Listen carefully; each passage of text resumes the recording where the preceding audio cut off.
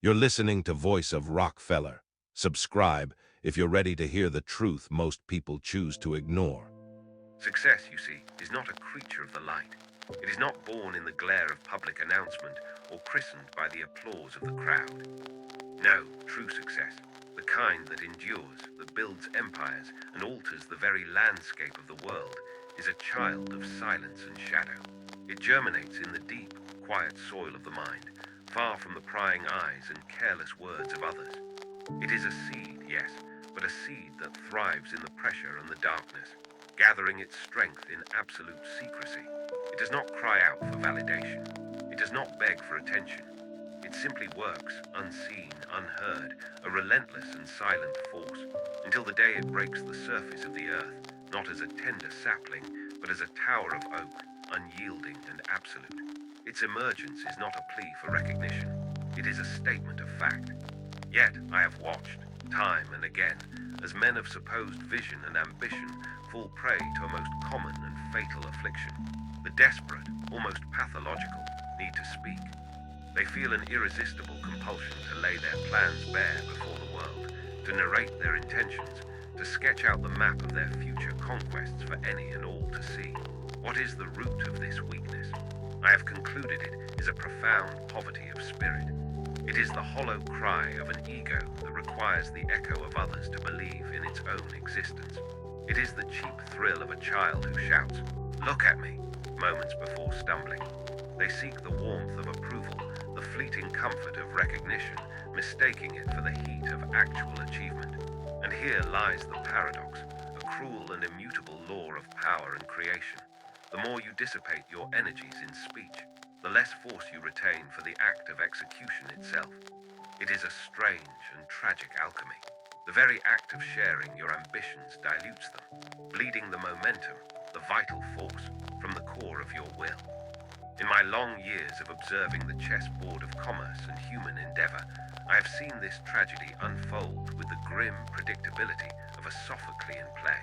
I have witnessed men of genuine, brilliant ideas, men with ambitions that could have carved their names into the annals of history, literally talk their empires into oblivion.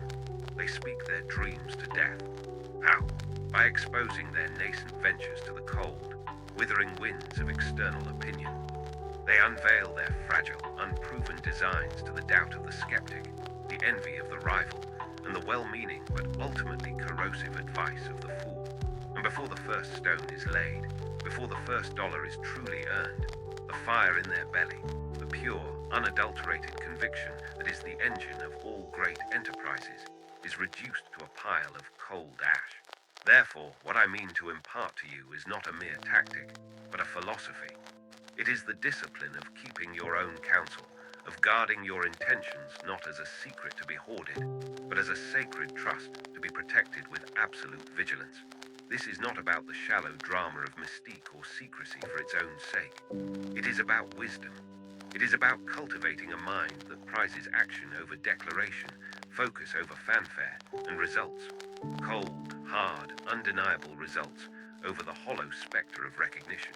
Because in the final accounting, when the ledgers of your life are tallied, the world will not remember what you said you would do. It will only measure you by what you have done. The power of holding your tongue, of moving in silence, is a force of almost supernatural potency. To understand it, you must first grasp the delicate, almost invisible machinery that connects human intention to tangible action. Consider this. Every time you articulate your goals, your grand designs, your intricate plans to another soul, you are opening a valve. You are releasing a measure of the very pressure that is required to move the pistons of your will. You are venting the steam that fuels the engine of your ambition. And that precious, volatile energy, in almost all cases, is better kept contained, compressed, and stoked within the sealed furnace of your own mind, until it is ready to be channeled into a single, decisive act. The world does not need to see the fire, it only needs to see the steel it forges. One reason for this is as simple as it is profound. When you declare your intentions to the world, I am going to build a new railroad. I am going to revolutionize this industry. You create a dangerous mirage of progress. The people around you, your friends, your family, your associates, will often react with encouraging words. They will nod, they will smile, they will offer their applause. And this feels good, does it not? It is a balm to the ego, a pleasant and soothing sensation of approval. You have not yet broken ground, you have not yet risked a single dollar of your capital, but you have already tasted the sweet nectar of the reward. But here lies the serpent in this garden of premature delights. The human mind, in its infinite capacity for self-deception, can mistake this social validation for genuine accomplishment. A dangerous short-circuit occurs. The brain registers the pleasure of the reward, and the primal urgency to perform the difficult, arduous, often painful work required to actually earn that reward begins to diminish. The fire cools. The sharp, vivid clarity of the dream begins to blur, to feel like a memory of something already past, a victory already won in the theater of the mind. And so, you settle.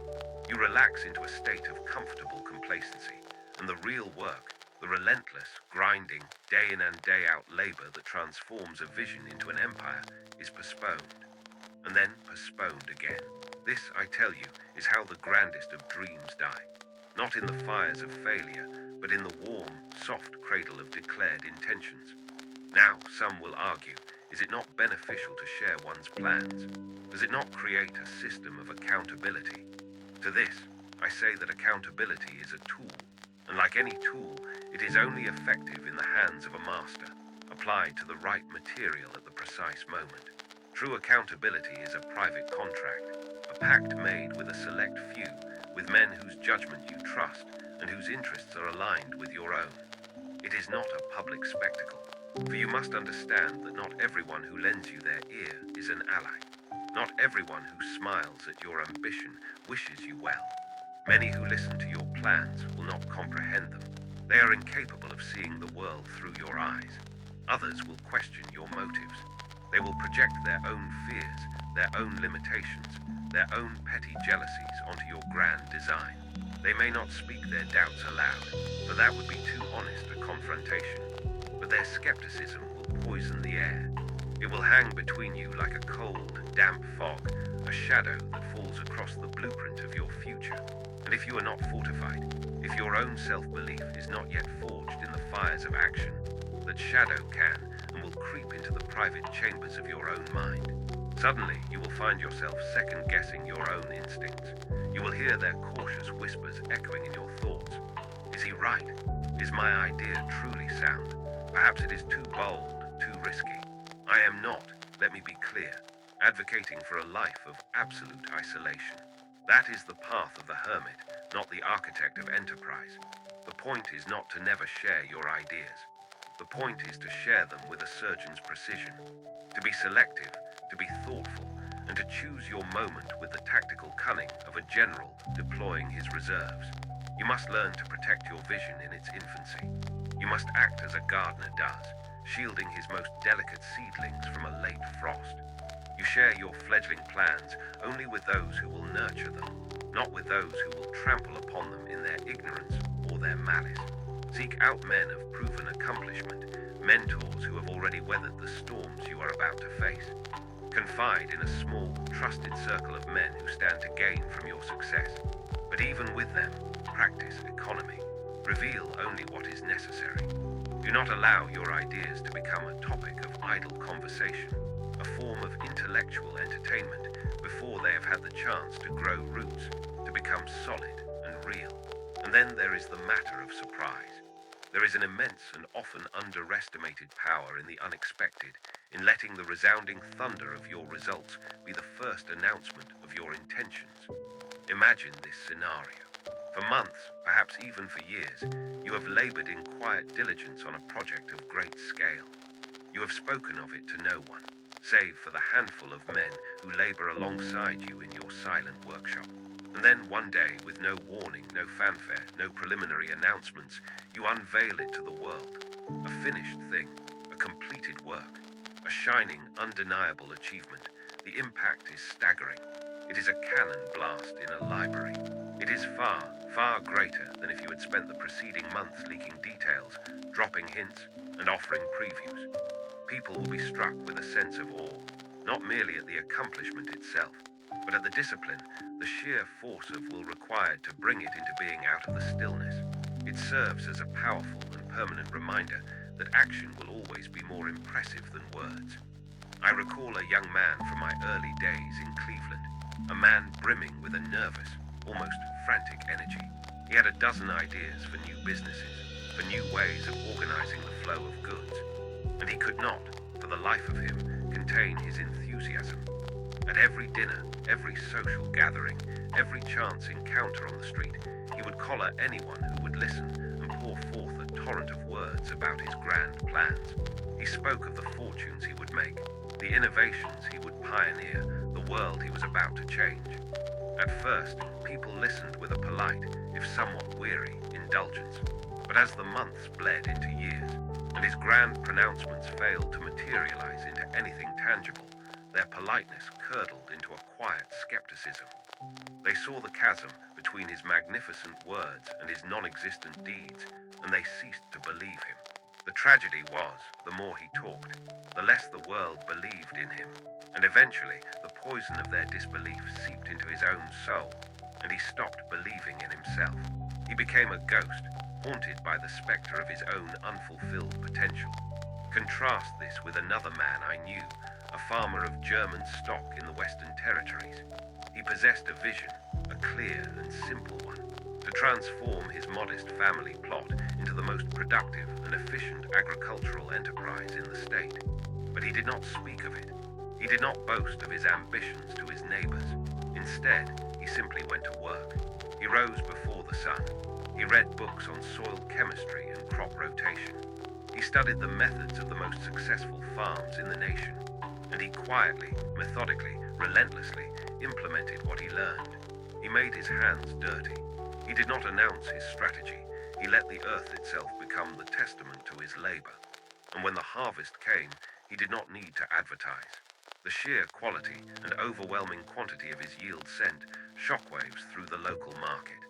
His wagons, laden with perfect produce, were a more eloquent statement than any speech he could have ever given. Later, when lesser men who had spent their years talking while he was working, asked him his secret, he would simply touch the brim of his hat, offer a thin, knowing smile and say, "By working when no one was watching." There is a profound lesson etched into that simple statement, a law of nature. The less you speak, the more energy you conserve for action. The less you seek the warm bath of external validation, the more you cultivate the cold, hard steel of inner confidence. And the less you unveil your plans before their time, the more absolute control you maintain over your own destiny, over your own narrative. This is not secrecy. This is strategy. It is the cold, calculated understanding that your dreams are valuable assets, worthy of protection, and that your actions, and your actions alone, will forever be your final, unassailable credential. How many times have you yourself felt it? That sensation of sharing a nascent plan, a new goal with a friend or colleague, only to feel the inner fire, the driving motivation, begin to cool and dissipate in the very telling of it. How many times have you allowed the careless words of others, their doubts, their fears, their unsolicited advice, to divert you from your chosen path? These are not trivial questions. They are a diagnostic. They reveal the precise degree to which you are giving away your own power, ceding your own authority every time you speak too much, too soon. But the beauty of this equation is that the power is not lost forever. It is merely squandered, and you can reclaim it. You can make the conscious, deliberate choice to close the valve, to conserve your energy, to focus your will, to guard your dreams with the ferocity of a dragon guarding its gold. You can choose to let your success, when it comes, be the only voice that speaks for you. The world, you must understand, is a cacophony. It is a relentless storm of noise. Opinions, distractions, judgments, unsolicited, and almost always worthless advice. They are the constant, churning static of existence. And when you share your dreams too freely, too indiscriminately, you are willingly opening the door of your own quiet workshop and inviting the full force of that hurricane inside. You are welcoming criticism, doubt, and most corrosively of all, envy. These are not benign forces. They are active, hostile agents that can and will derail even the most meticulously crafted plans if you give them the slightest purchase. Think of it in practical terms. When you present your great idea to someone, how often is the response one of pure, unadulterated, enthusiastic support? It happens, yes, but it is the exception. The rule is something else entirely.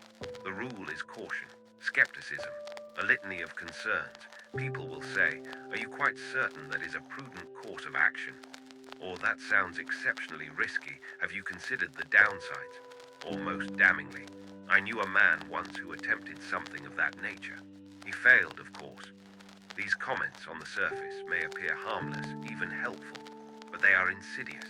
They are seeds of doubt, and in the fertile soil of an unconfident mind, doubt grows like a weed, its roots wrapping themselves around the tender shoots of your ambition, choking the life from them before they can ever reach the sun. But it is not merely the doubters who pose a threat. They are the obvious enemy. More dangerous in many ways are the envious. These are the people who resent your ambition, not because they believe it will fail, but because they fear it will succeed. Your striving is a mirror that reflects their own stagnation, their own cowardice, their own squandered potential. They will not attack your idea directly. That would expose the ugliness of their own hearts. Instead, they will employ a more subtle poison, a faint praise that damns, a backhanded compliment, a look of concern that is, in reality, a mask for their secret hope that you will stumble and fall.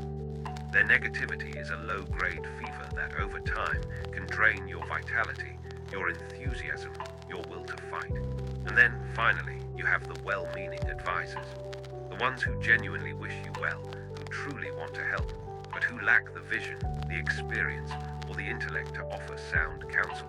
They will overwhelm you with a torrent of conflicting opinions, of contradictory suggestions, of anecdotes and warnings drawn from their own limited and unsuccessful lives. In their desire to help, they will only succeed in confusing you, in scattering your focus, in pulling your vision in 1,000 different directions, until the original, powerful clarity of your purpose is lost in a muddy, chaotic fog. All of this noise, this endless, chattering interference from the outside world, serves one primary purpose: to pull you away from the core of your own vision.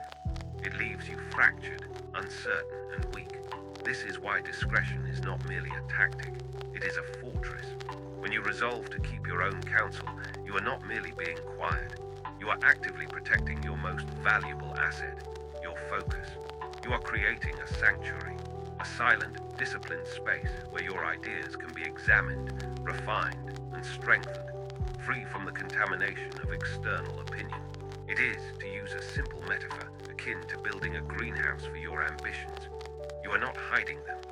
You are providing them with the optimal conditions for growth, shielding them from the harsh and unpredictable elements of the world until they are robust enough, strong enough, to survive and thrive on their own. In this space, you can begin to build momentum. Momentum is a precious and powerful commodity. It is the forward-T thrust you generate through the consistent, disciplined, purposeful application of effort. And here is the critical insight. Momentum is born and nurtured in silence. When you are ruthlessly focused on the work itself, on the laying of one brick upon another, rather than on talking about the magnificent cathedral you intend to build, you create a rhythm. Each small, completed task becomes a foundation for the next. Each step forward, no matter how modest, reinforces your resolve and adds to your velocity. Before you know it, what began as a slow, deliberate crawl has become a powerful, inexorable advance. But the moment you begin to speak of your plans prematurely, you shatter that rhythm. You break the spell. You shift your mental energy from the realm of action to the realm of explanation. From the verb to do to the verb to justify. And every ounce of energy you expend explaining yourself, defending your vision, or entertaining the opinions of others is an ounce of energy that is not being applied to moving forward. It is like attempting to drive a locomotive across the country while simultaneously stopping at every farmhouse along the way to describe the glories of your final destination. You will lose your head of steam. You will lose your speed. And worse, far worse, you will lose the profound and visceral sense of purpose that comes only from uninterrupted motion. I will share with you another story, a tale of two men that illustrates this principle with the stark clarity of a banker's ledger. There was a colleague of mine from my time in the refining business. He had a lifelong and deeply cherished dream of writing a book, a definitive history of our industry. He was a man of great intellect and passion, and he was determined to see this project through to its completion. But he chose a path of silence. Instead of announcing his grand ambition to the world, he made a private, simple vow to himself. He would write 500 words every single day, without fail, until the manuscript was complete. He did not speak of this to anyone, not to his wife, not to his closest friends, not to his business partners. He simply rose an hour earlier each morning, retreated to his study, and did the work. Day after day, week after week, month after month, he labored in absolute silence. When he had finally completed the final chapter, he shared the manuscript with a small, select circle of men whose judgment he respected. Their reaction was one of pure, unfeigned admiration. They were astonished by what he had accomplished, not only because the book was a masterpiece of detail and insight, but because he had done it all without once seeking a word of encouragement, a nod of approval, or a single moment of external validation. And when the book was published, it was a monumental success. It became the standard by which all other works on the subject were measured, and its success was not born of any clever marketing campaign or grand public announcement. It was born of the sheer, undeniable weight and quality of the work itself. Now, let me tell you of another man, an acquaintance from that same period. He too was possessed of a burning passion for writing, but his approach was the polar opposite. Instead of retreating to his study, he retreated to the telephone. He spent his months talking about the book he was going to write. He would call his friends with breathless updates on his outline. He would share his chapter titles. He would solicit opinions on every minor detail, from the dedication to the choice of font. He was a whirlwind of activity, all of it verbal. The more he talked, the less he wrote. The energy that should have been channeled into the disciplined act of creation was instead dissipated in the endless, fruitless quest for approval. And in the end, as you might expect, the project simply dissolved. It fizzled out, leaving behind nothing but the faint, lingering echo of his own good intentions. The powerful, immutable lesson contained within these two stories is this: action breeds confidence. Excessive talk breeds hesitation. When you take consistent, deliberate action, even on a small scale, you are providing yourself with proof. You are building a private, internal track record of accomplishment. You are accumulating evidence of your own capability, and this evidence becomes the fuel that propels you forward.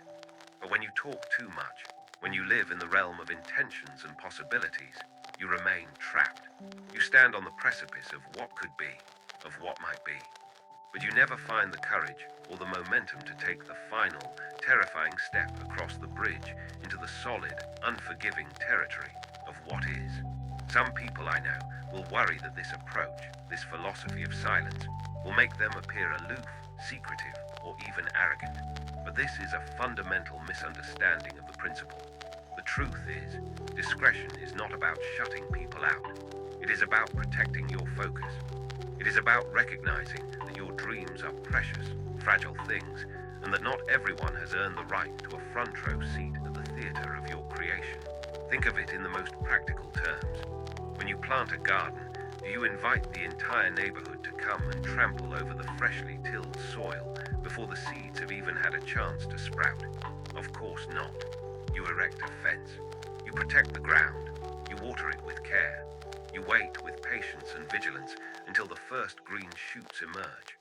Only then, when the new life is strong and established, do you invite others to come and admire the fruits of your labor. The same exact principle applies to your goals.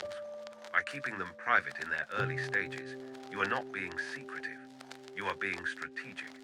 You are giving yourself the necessary space to grow, to learn from your inevitable mistakes, and to adapt your plans without the crushing weight of external expectations. And when the time finally comes to share your success, it will be all the more formidable, all the more powerful, precisely because it is not a promise, but a proven fact. backed by the undeniable evidence of real results. So I offer you a challenge, a discipline to practice. The next time you set for yourself a worthy goal, resist the primal urge to announce it to the world. Fight it as you would fight a temptation to squander your capital. Instead, channel that verbal energy inward.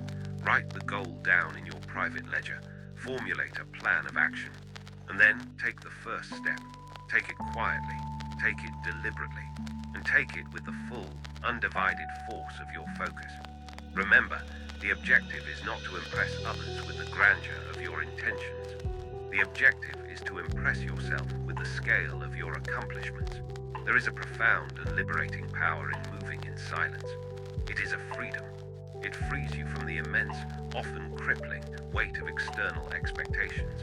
It allows you to operate according to your own timetable, your own methods, your own terms.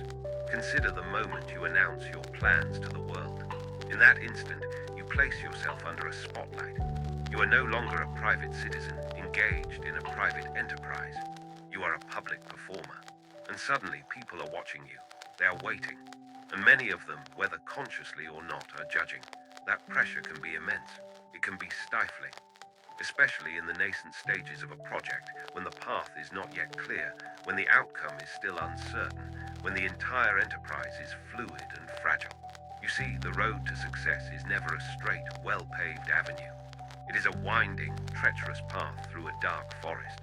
It is a journey of trial and error, of constant correction, of taking 2 steps forward, and often 1 painful step back.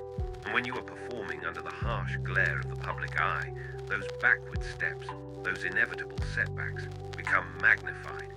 Every miscalculation becomes a potential source of ridicule. Every delay becomes an indictment of your competence. Every failure, no matter how small, is seen as evidence that your entire vision was flawed from the start. But when you keep your plans private, when you operate in the shadows, you grant yourself the inestimable gift of being able to fail quietly. You give yourself the freedom to learn from your mistakes without the added, crushing burden of public humiliation and external judgment. This is why discretion is not merely a strategy for success. It is a gift you give to your own sanity. It is a way of creating a safe, protected laboratory where you can experiment, where you can grow, where you can refine and perfect your ideas without the constant, distracting noise of the outside world. And here is the beautiful, paradoxical result. When you cease to seek the approval or the validation of others, you become more deeply and powerfully connected to your own instincts. You begin to trust yourself more. You learn to rely on the compass of your own judgment rather than on the ever-shifting weather vanes of public opinion. I know what you may be thinking at this moment, but is not feedback essential? Do I not require the input of others to improve my ideas? And the answer is a qualified yes. Feedback is invaluable, but it is like a powerful medicine. It must be administered at the right time, in the right dosage, and from the right source.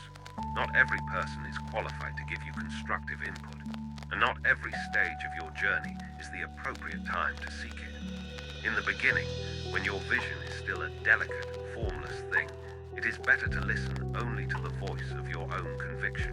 Focus on the work. Focus on building something real, something tangible. Once you have made progress, once you have a solid foundation, once you have something to show for your efforts, that is the time to selectively invite feedback from the few people whose expertise you trust and whose character you respect. I once had a business associate, a man with an almost uncanny gift for spotting new opportunities. He could see the potential for profit where other men saw only risk and obstacle. But he possessed one fatal flaw, a flaw that ultimately proved to be his undoing. He could not stop talking.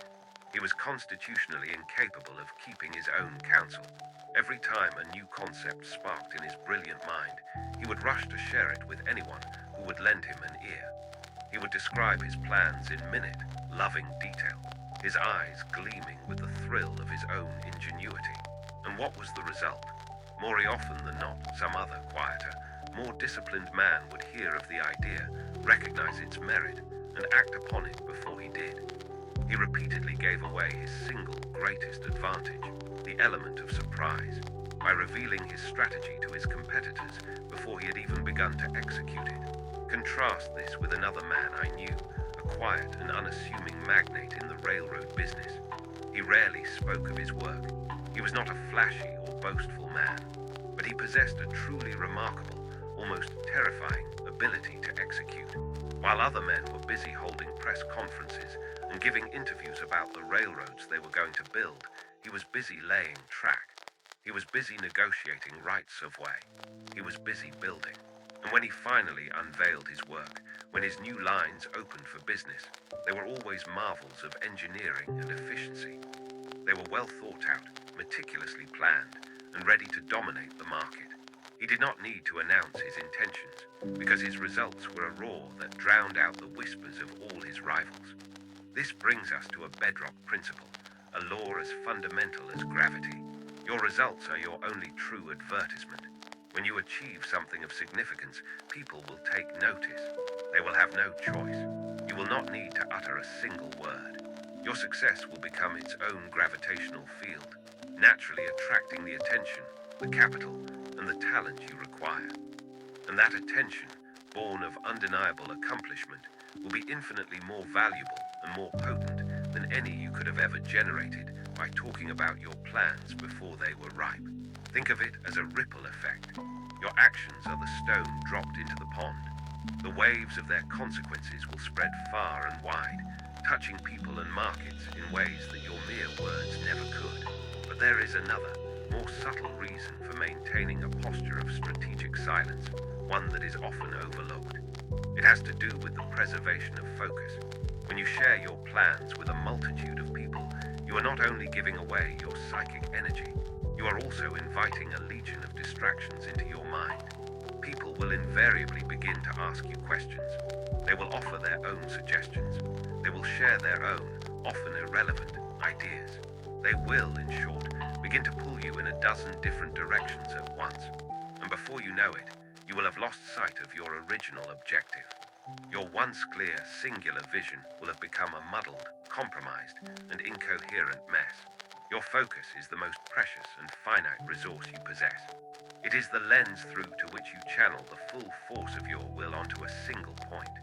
It is the tool that allows you to cut through the noise and the chaos of the world and make real, tangible progress.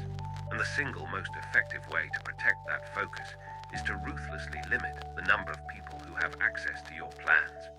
The fewer voices you allow into your inner council, the easier it will be to stay true to your own course, to follow your own star. What would it look like if you were to apply this principle to your own life, starting today? Imagine embarking on your next great project, a new business, a creative endeavor, a personal goal of profound significance, and telling no one, absolutely no one. Imagine the sensation of working quietly, steadily, day after day, without once seeking a word of validation or a nod of approval. What might you be capable of accomplishing in that sacred space of pure, unadulterated silence? How much further could you travel without the dead weight of other people's expectations on your back? This is the very essence of the philosophy I am outlining for you. It is the freedom to work on your own terms. It is the power that comes from letting your actions speak for you. And it is the wisdom of protecting your dreams until they are strong enough to withstand the scrutiny of the world. This is not about being secretive for the sake of being secretive. It is about being intentional. It is about recognizing that your energy, your focus, and your momentum are assets far too valuable to be squandered.